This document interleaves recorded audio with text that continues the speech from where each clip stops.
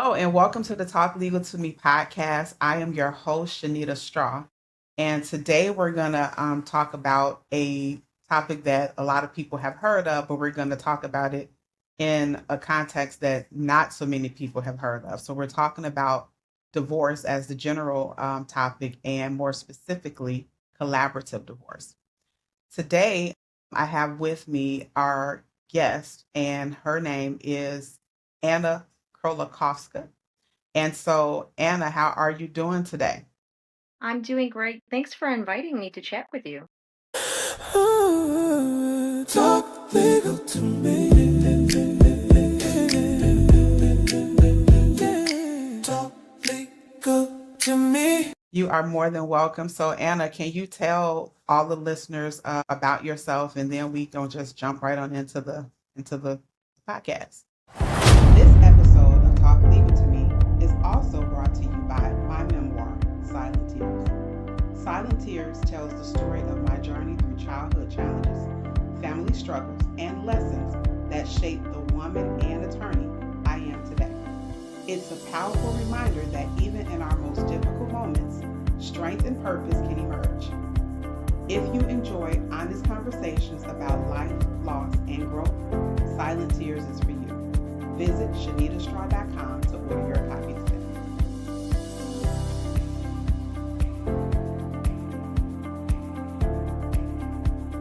I would be happy to. I am a divorce attorney, mediator, collaborative practitioner. I've been helping families transition through divorce process for 20 years now. When I say that, it takes me back a moment, but that means I have been able to help a lot of families and kids as they go through that process. In addition, I am a multi Amazon best-selling author, including a couple of children's books to help parents have conversations with their children about divorce. I'm also a serial entrepreneur and a past president of the Illinois State Bar Association. Thank you so much for that. So, Anna, let's just go ahead and get right into it. So, tell us, what is collaborative divorce? So, to explain collaborative divorce, I'm going to take us back a little bit and talk about divorce in general. So, most people are familiar with a divorce that takes place in court. If you agree, you present an agreement to a judge. If you don't agree, you are presenting your side of what is happening, what you want to happen, and then following a trial, a judge decides. Most people have seen movies that show that. Then the other alternatives are mediation and collaborative divorce. Mediation means that the two people getting divorced agree that they would like to work with a neutral, a mediator, whose job it is to help them have these conversations. The mediator cannot represent them as an attorney if they also happen to be an attorney. They cannot provide mental health services or financial services post the mediation, but they will do their best to stay in that neutral space and help people have sometimes difficult conversations. Collaborative divorce grew out of mediation, and the people practicing in 1990s, that's when collaborative started happening simultaneously in Minnesota and California. These folks thought it would be helpful in some instances to have more support as the people are talking about their divorce process. So the goal is to have two attorneys involved who are trained as mediators, trained as collaborative practitioners to help you have these conversations, but also be available to answer any legal questions as you're making these decisions.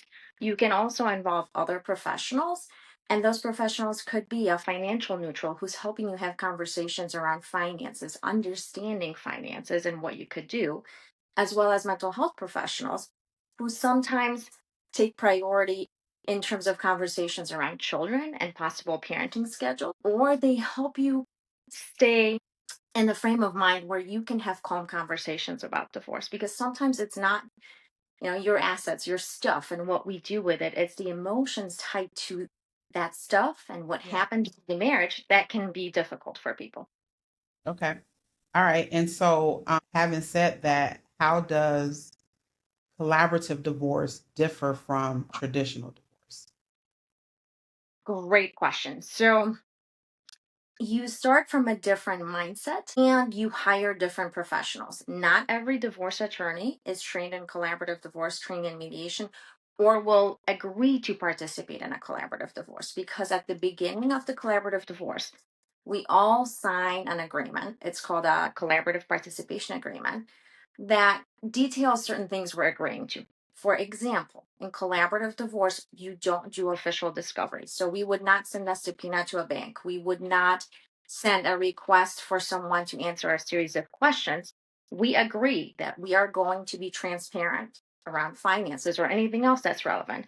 And so if we ask for certain bank statements, the other person is going to produce them. In addition to that, we are agreeing that we're going to maintain status quo. And that means that whatever the current situation is, living arrangements, financials, what is happening with the kids, stays in place until these two people can have further conversations to talk about them. So there's not a surprise. We're not anticipating needing to file emergency motions. If that happens, if something occurs during collaborative process and an emergency motion is filed, that takes that divorce case out of the collaborative process and it would go through a traditional litigated process. And the professionals who are involved are committing that their goal is to help this couple navigate divorce through collaborative process. If for whatever reason they're unsuccessful, you would transition to working with new litigation counsel. Yeah, and so that makes it fair for both sides because not because all of the attorneys have all of the information that's involved in the collaborative process, so it can't be used against the other party.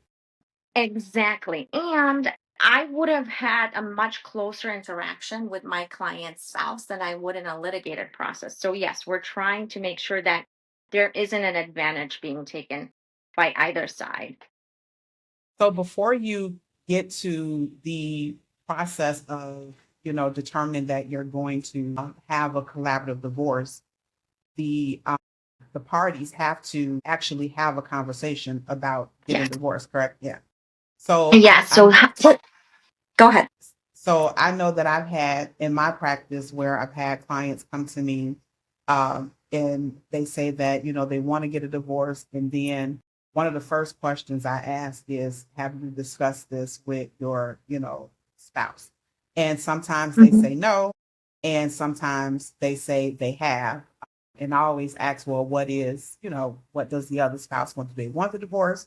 Is it, going to be uncontested? Is it contentious? And in situations where I have clients that have not had the conversation, I always say, go have a conversation because divorce is expensive and it can get, ugly. And depending on the marital, estate, it may not even, warrant a divorce, to the point where it can cost, thousands of dollars. Right. So I guess so how do you when your clients come to you, how do you kind of navigate and see if they, would be an ideal candidate for collaborative? Yeah. So, my initial conversation with anyone is to try to understand them, their family, their dynamics, and where they are. And I do ask, would it be beneficial to try to work with a counselor or therapist? Have you tried in your mind everything you could? And if they prefer to talk to someone still or ask for referrals, I'm happy to share those. But in a situation where someone says, we've done it all, we're at a point where divorce is the healthiest, best next step for us, then I talk about the different ways of divorcing. So the litigation, the mediation, the collaborative process.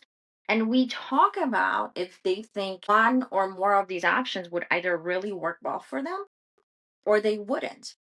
And then we talk about, have you spoken with your spouse? Have you talked about these processes? If they have talked about the processes, because some clients contact me after having done their research and they will say, yes, we've looked at it, we really like mediation, or we really like collaborative process. At that point, we start talking about, what does that look like? Is their spouse looking at hiring an attorney? Are we talking about specific mediators? If they say we haven't had the conversation yet, then we talk about what would help them have the conversation, whether it's presenting more of this information that I share, or if they are in counseling, maybe working with their own therapist in terms of how to present it, what to say, how to say it. so that they can have that conversation. Because you're absolutely right. The beginning of the divorce process is really important Yeah. because that's when you pick the way you're going to get divorced. And yes, there are situations where things change and happen in the course of divorce. But I like to tell people that you will have a much better divorce experience if you pick the process rather than the process picks you. Yeah. That's good. So, so who is a good candidate for collaborative divorce? So, a good candidate for a collaborative divorce would be a person, or more accurately, a couple that is at a place where they at least acknowledge that divorce is going to happen. Because you pointed out that someone might not be in the same place, they might not want to get a divorce, but they might have accepted that their spouse wants a divorce. And those two folks deciding that rather than litigating in court, rather than taking the mindset of I'm going to destroy the other person or drag it out as long as I can or make it as difficult as I can, they do some inner work, they work with a therapist, they have time to reflect and realize if this is going to happen and I can't stop it, what is the best approach for me to take? And especially if there are children involved, what is the best approach to take so that we can co parent post divorce? And so that in many instances, and people are very honest with me, and I ask the question, so that we can preserve as much of our assets as we can. Because litigated divorce, especially with custody litigation, is the most expensive type of a divorce case you can have. But if you are not fighting about that, if you can figure out ways of managing those difficult emotions, and there are so many emotions around divorce, right? But if you Yeah. use working with a therapist to channel them rather than trying to use the legal system to channel them, you often come out healthier with a better co parenting relationship. I have seen parents come out with better relationships with their children, Yeah. and again preserving as much of your assets as you can. And I don't want to sound like a commercial for divorce because that is not what I'm doing. Yeah. Yeah. I very much would like for people to preserve their relationships, but I'm also a realist. The Mhm. statistics are out there, so if it's going to happen, how can we help people do this in a way that is healthiest for them and their family? Yeah. And when you think about the whole therapeutic process, doing it beforehand versus after the fact, once you file divorce, now I deal with it after the fact one because I don't do collaborative divorce where parties are, especially with children, are recommended, to do counseling as a way to have a better relationship with the children. And in my opinion, I think that when you approach counseling that way it's kind of backwards because you're going from I think it's going from a negative relationship where children might have with you know one or both parents, and then trying to bring it back to the positive versus with the collaborative process you're starting from a positive note so that things don't go downhill. And so I think that is definitely a better scenario, in my opinion, for the children. And it's probably a little bit, or I would say it is healthier even for the parents because before you get in it, you're trying to head the problem off as opposed to being in defensive mode if you file and then get ordered to possibly go to counseling. I absolutely agree with you, and I'm a big proponent of mental health, seeking help, therapy in general, right? Yeah. But especially as you're going through the divorce process, you can, as an adult, sort of work through your emotions in that safe space. And you can have conversation about how do I do this in a way that doesn't damage my relationship with my children. But you're absolutely right. Sometimes people come to us where they come when they come to us. And if it's once that truly ugly litigated process has taken place, how do you repair? Okay, so then I guess the opposite question would be when should someone avoid a collaborative divorce? That is a really good question and a reflective question. I would say it's not my choice, it's my client's choice, Right. what process they want to engage in, but there are certain dynamics that maybe would suggest that we not necessarily use collaborative process. For example, if there is a concern that the other person would engage in the collaborative process but would not truly participate, that it would drag out the process and that at some point a judge might need to decide, that would be a reason why you might want to consider other options. If there is abuse occurring, whether it's physical or mental or financial or emotional, we want to know about it and talk about it prior to starting the process if we can, because sometimes it doesn't show up, it doesn't come up until it happens.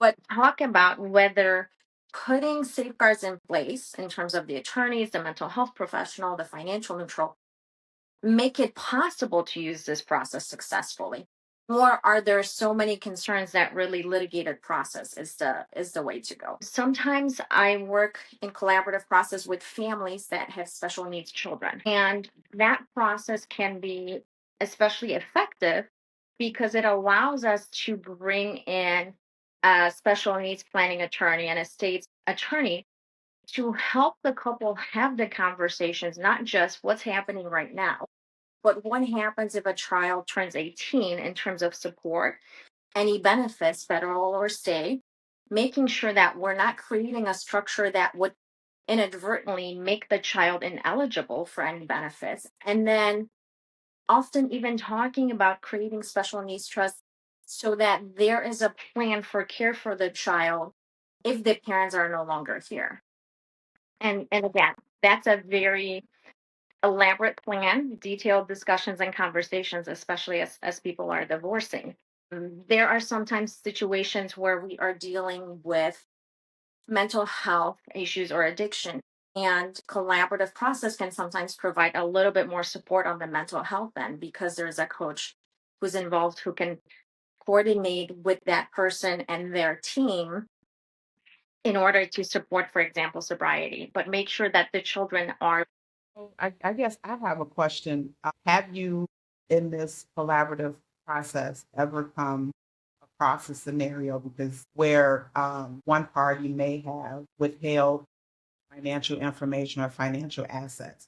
And if that's the case, how could how would the collaborative process protect that? Is there something built into the agreements, or how does that work? So having the financial neutral can be very helpful because you have usually a CPA, a CDFA, a certified divorce financial planner individual who is taking in all the financial information from both people, reviewing it, processing it.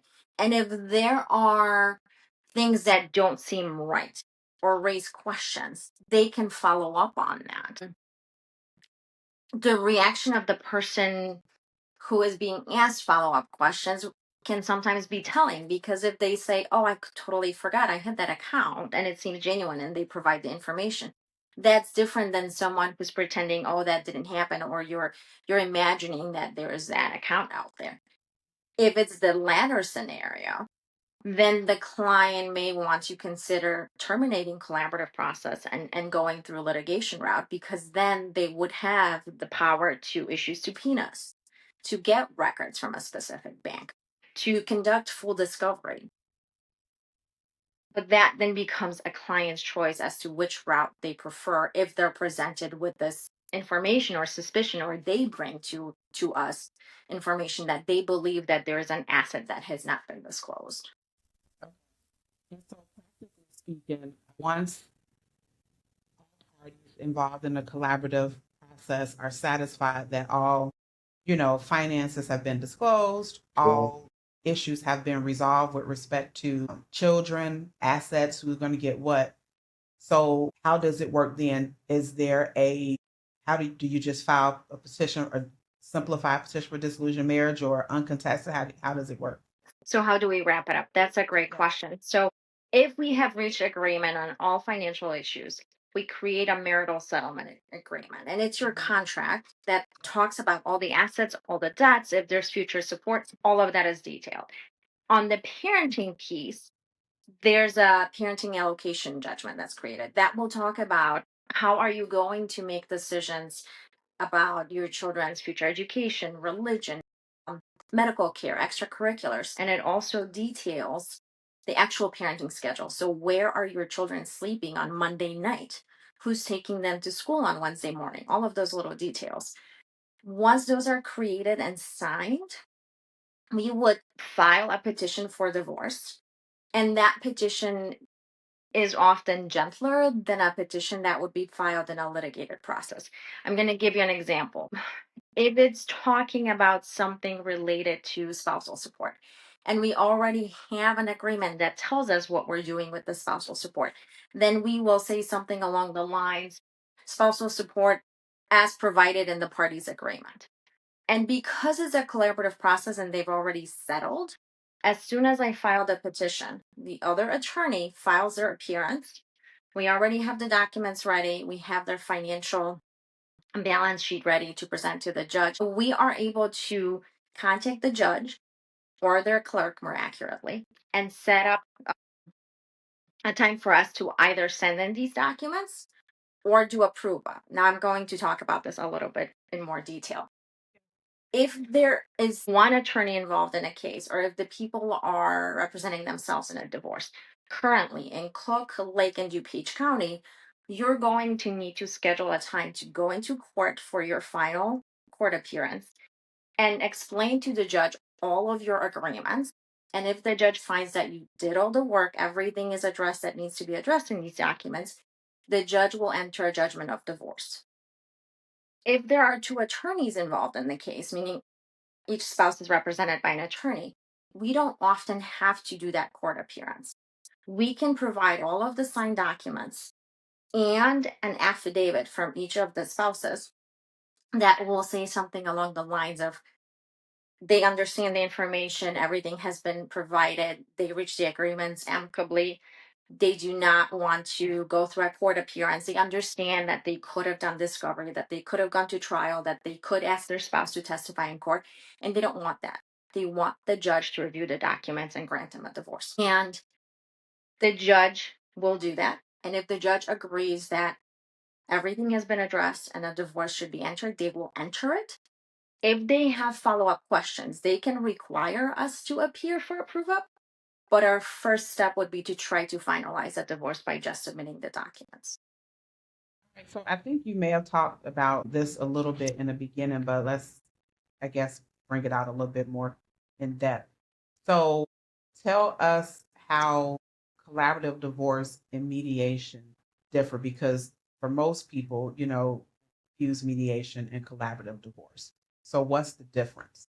It's very common, actually. I get asked questions about this a lot, and Yeah. I do my best to explain them, even if I'm not asked. So, in mediation, you and your spouse are saying, okay, you want to be amicable, you want to do mediation. You pick a neutral. That mediator, could have an attorney background. They could have a mental health professional background, financial background. In Illinois, in order to be a mediator, you have to have some sort of a professional background license first. And let's say this couple agrees to work with John Smith as their mediator. So they would meet with John Smith, whether in person or via Zoom or a mix of different types of meetings, to talk about everything that goes into a divorce agreement. Once they have settled on everything, John Smith prepares something called a memorandum of understanding. It's a summary of their agreements that they need to now put into the appropriate format to get divorced. That means that they might be hiring an attorney or attorneys to create these legal documents using the terms from the MOU. Sometimes people choose to represent themselves.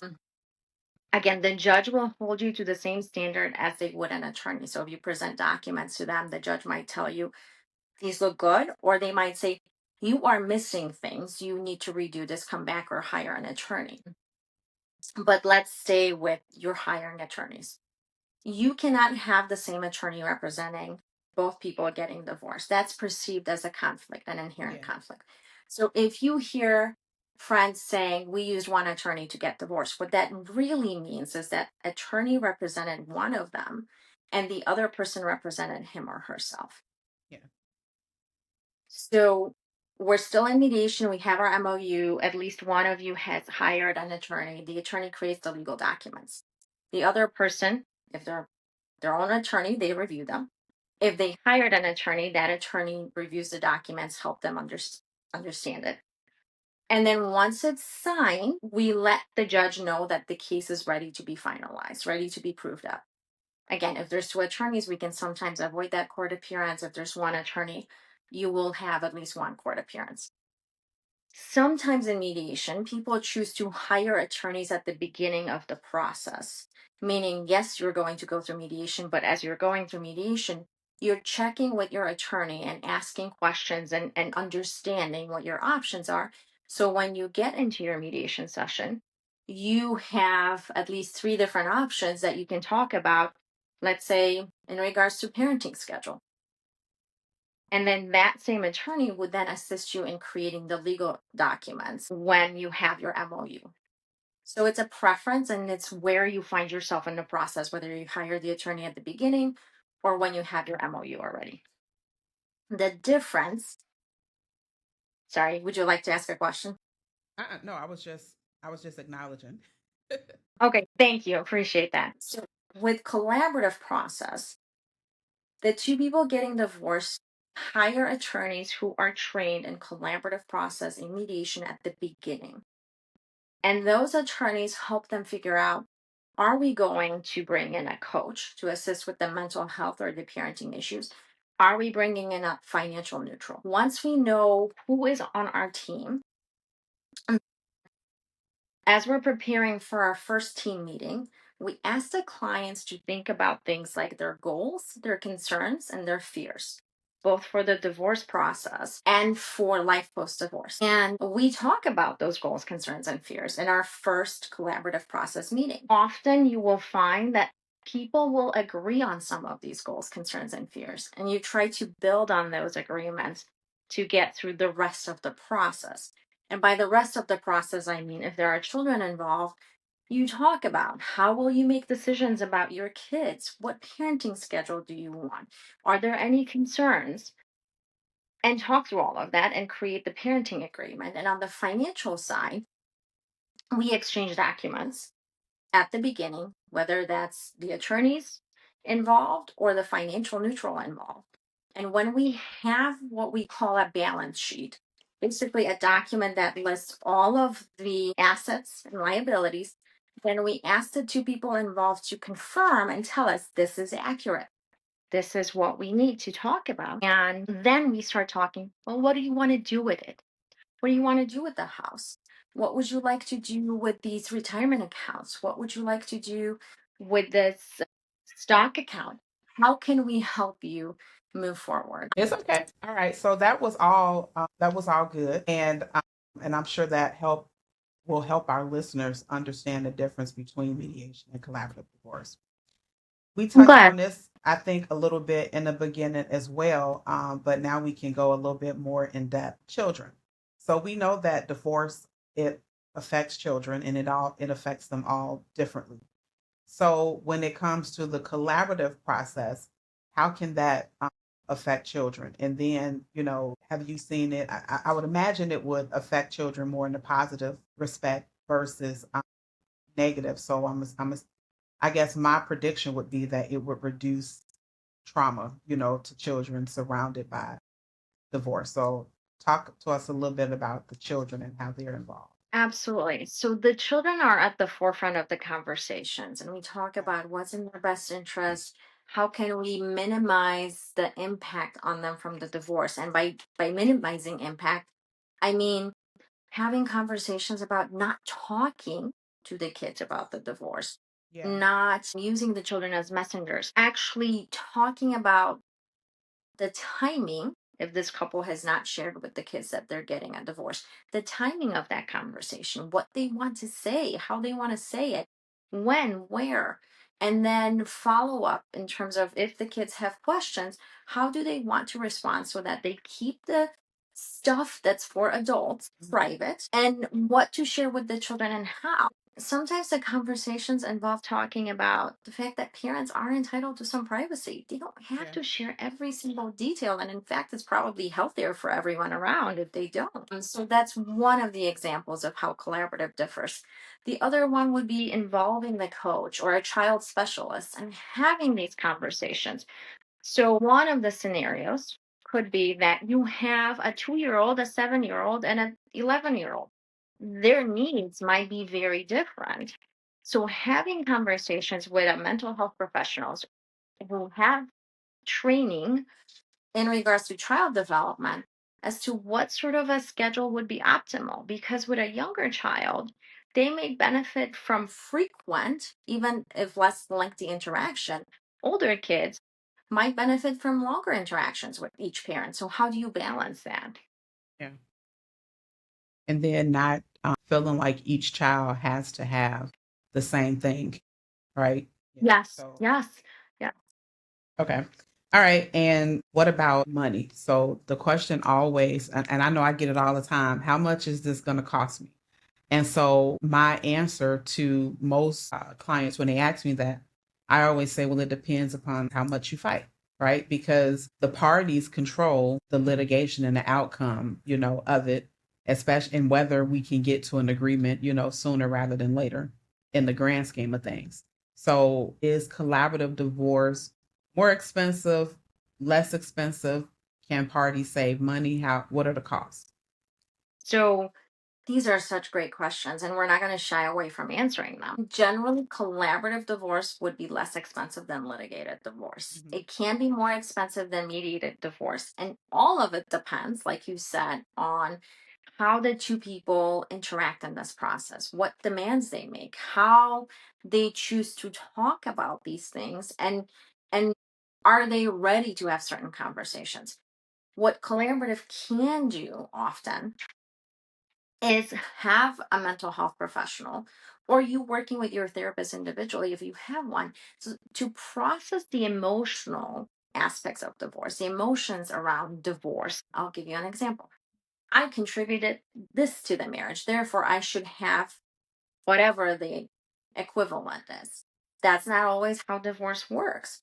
But it's not just about the dollars, right? It's the emotions around. I contributed this. I deserve this.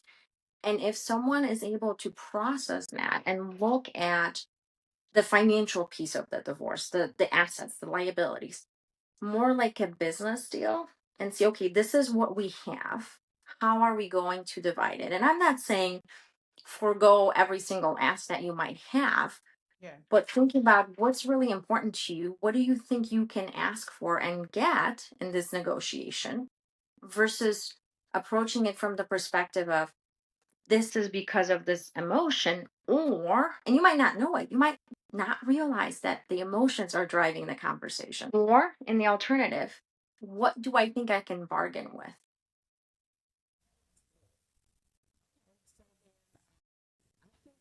Was a very good overview of the collaborative process. And our listeners will be able to, if nothing else, decide or determine if collaborative divorce might be something that, if they find themselves in a situation where they need to get divorced, that they could at least think about it, to do it, more amicably than, traditional sense where people are seen as fighting, right?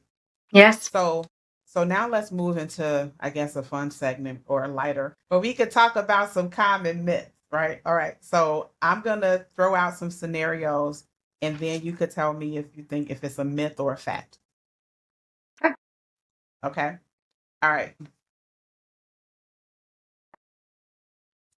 Okay. So the first one is you have to agree on everything.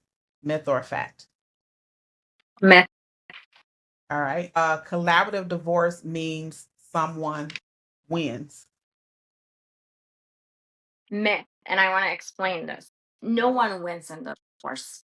Yep. It's all a matter of what are you accepting, what are you agreeing, and on which elements of it Mhm. you win. But no one really wins in divorce. Yeah. No one wins in a divorce. All right. What about collaborative divorce is only for wealthy couples? Myth. Absolutely myth. It's how you strategize, how you spend your money for this process and make it as effective as possible. And we do have conversations around that in collaborative. How can we streamline the process? Where can we save money? You don't have those conversations in litigation. Okay. If collaborative divorce fails, your lawyer can continue representing you in court. Myth. A lawyer cannot continue in representation and litigation. Yeah. And then, of course, we know this one, but we're just going to ask anyway. Collaborative divorce is just mediation. It's a myth. That is definitely a myth. This is fun. I like these. Thank you. All right, so that was our last one. So we always end the show with asking our guests your closing argument. So I'm going to ask you what your closing argument is if you had to sum that up today. So my closing argument would be divorce is not easy, and we want to acknowledge and recognize that. Educate yourself at the beginning of your journey so you can pick the right process for you and your family rather than having the process pick you. And in doing that research, also pick the right professionals for you and your family, people with whom you feel you can have an honest conversation rather than being intimidated or for whatever reason not being able to truly ask the questions that you need to ask or express your concerns. And if I had to have a closing argument, my closing argument would be, especially around divorce, do not feel embarrassed or ashamed about having to go through the process if that's where you are. We know that, you're not the first person, you're not going to be the last person. Sometimes it happens, sometimes it might not happen. So it's okay to reach out to get the information so that if you do find yourself having to go through it, you got the resources, you've contacted all the right professionals, and then you can get through it better for your family and then come out, as unscathed as you possibly could. I agree. Yeah. All right. Wonderful. Well, Anna, thank you so much for joining us today. I did want you to tell the listeners how they could reach out to you if they wanted to seek out your services. I want you to give us the details with respect to your books that you have on Amazon so that, if individuals need to get those so that they can talk to their children. So let us know all of that. I am happy to do that. So, in terms of my law practice, it's www.annaklaw.com. You can call me at 847-715-9328. In terms of social media, I'm on social media on Facebook as Anna Krolikowska Attorney, on Instagram, Anna K Law Chicago.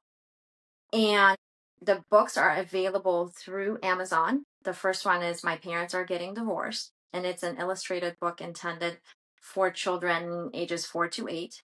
The second book is Emma's New Holidays. And I am also working on a series of journals for children and adults contemplating and going through divorce. And those would be available through divorceempowermentacademy.com.